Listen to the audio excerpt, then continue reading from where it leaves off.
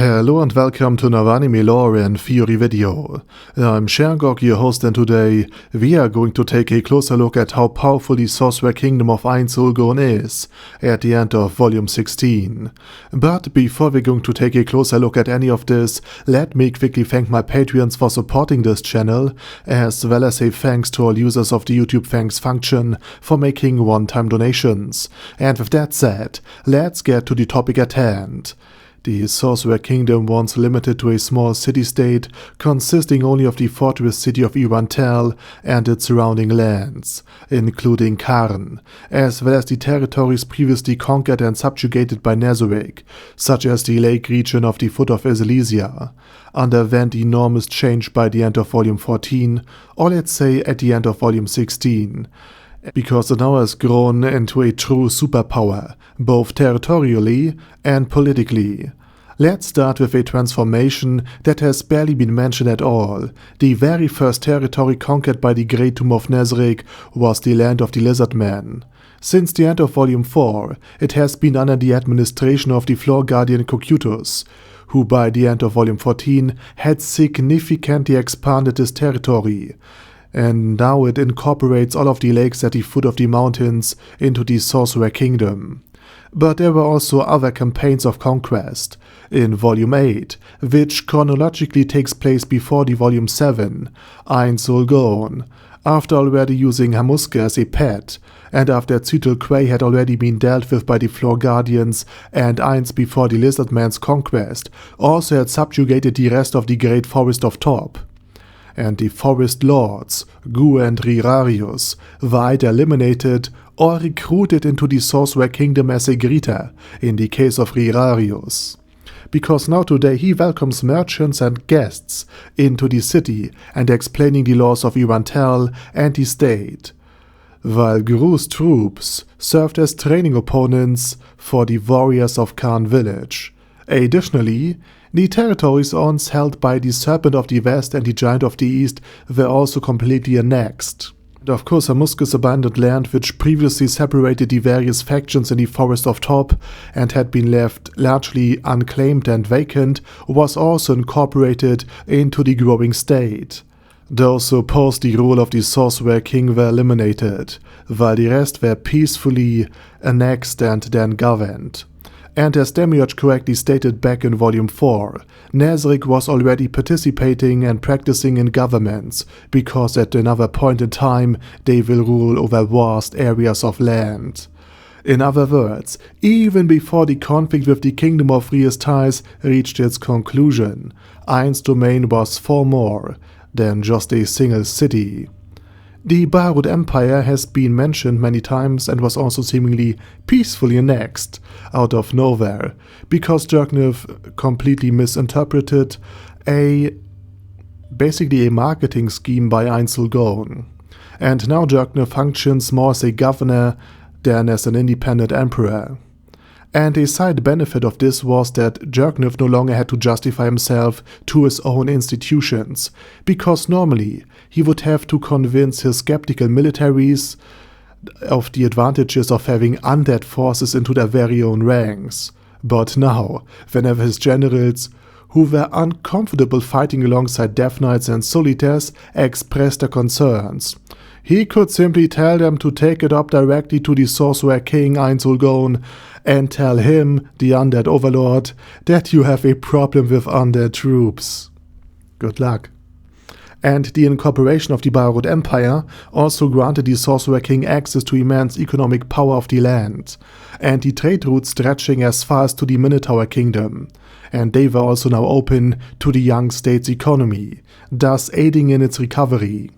And the further expansion also greatly benefited the Sorcerer Kingdom, as it now had access not only to fertile land, timber and abundant fresh water and fish, but also to valuable ores, minerals, marble, stone, and other construction materials from the Silesian mountains, because the Dwarven Kingdom signed a trade and friendship agreement with the Sorcerer Kingdom under the condition that Ainz would reclaim the lost capital, something that of course eventually happened. and the Frost Giants and the surviving Frost Dragons, who occupied the former lost capital of the Dwarf Kingdom, also joined the Sorcerer Kingdom, serving various purposes. For example, some Frost Giants, among other tasks, helped the construction of the statue of Ainz Ooal at the entry points of the city of Ivantel, while the Frost Dragons now functions as an airline, transporting goods and people effectively. Meanwhile, the transportation of bulky goods was actually handled by Soul Eaters, and they were basically just made to pull carts, while the Undead plowed fields and built roads. And the surplus food production was exchanged for ores and minerals, gemstones, and other resources from the Silesian mountains, or purchased directly, because the dwarves also hired the undead workforce used by the Sorcerer Kingdom for their mines, leading to a massive increase in production. Undead laborers were so highly effective, way more so than the dwarves, despite them being the experts, since they do not get sick, since they do not need sleep, food or even air, and thus allowing them to work tirelessly for 24 hours every single day, performing very repetitive and menial tasks without any issue. In other words, the economies of the Dwarven Kingdom, the Frost Giant territories, and the Baharuth Empire were all significantly to profit from the undead labor, in terms of productivity and of quality of life, because now most people were essentially just middle managers directing these undead laborers.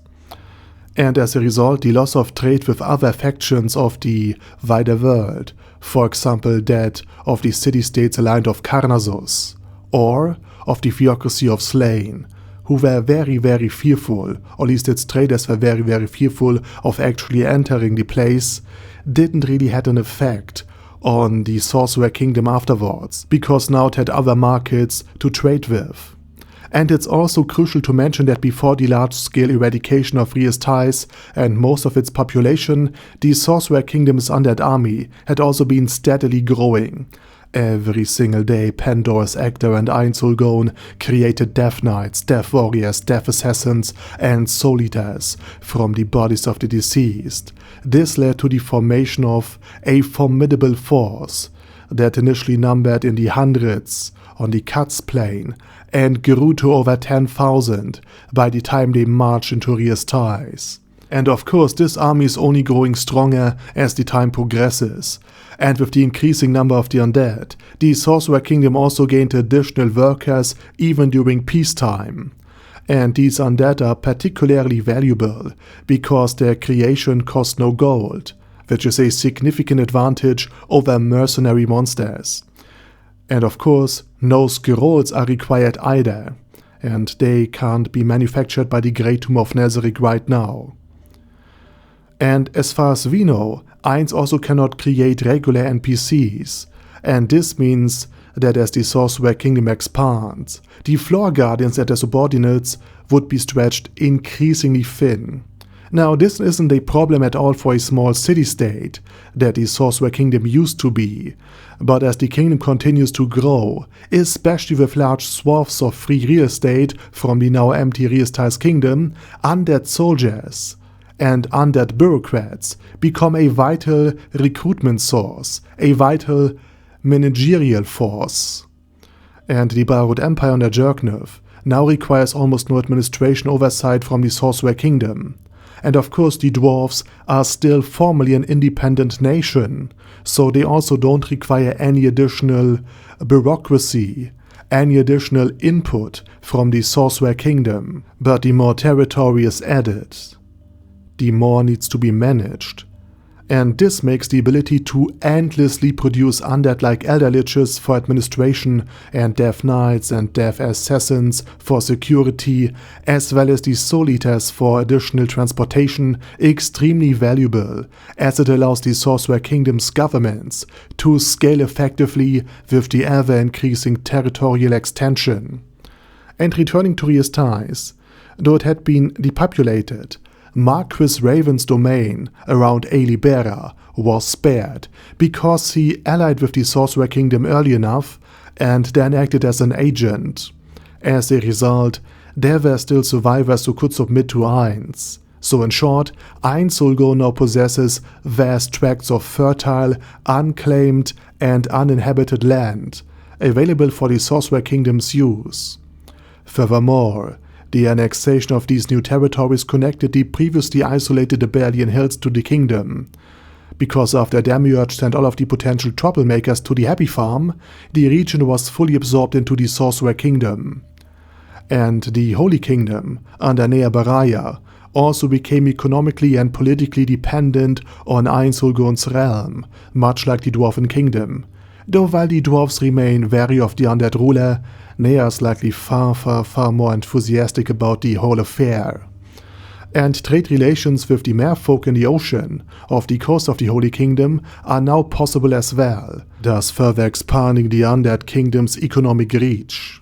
Lastly, thanks to Ainz Ooal's holiday trip and Mare's battle against Zeshi, Ainz had successfully captured the theocracy's strongest godkin, Zeshi Zetsumai, or Antilene Heran Fosh.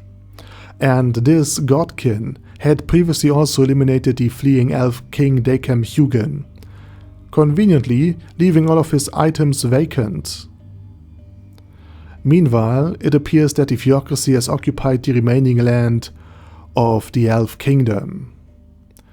And while a general mobilization is underway in the Sorcerer Kingdom, following the discovery that Sheltir Bloodfallen had indeed been mind-controlled by the Black Scripture of Slain, we can also assume that further territory, in the form of the Elf Kingdom, and possibly whatever remains of the Theocracy of Slain, will also be added to the Sorcerer Kingdom.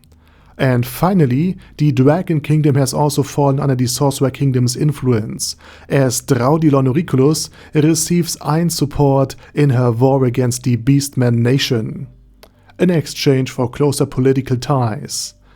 In other words, the Sorcerer Kingdom has now fully cemented its status as a hegemonic power in the region, drawing neighboring nations into its sphere of influence simply through the immense benefits of cooperation, while also showing no mercy to those who attack it.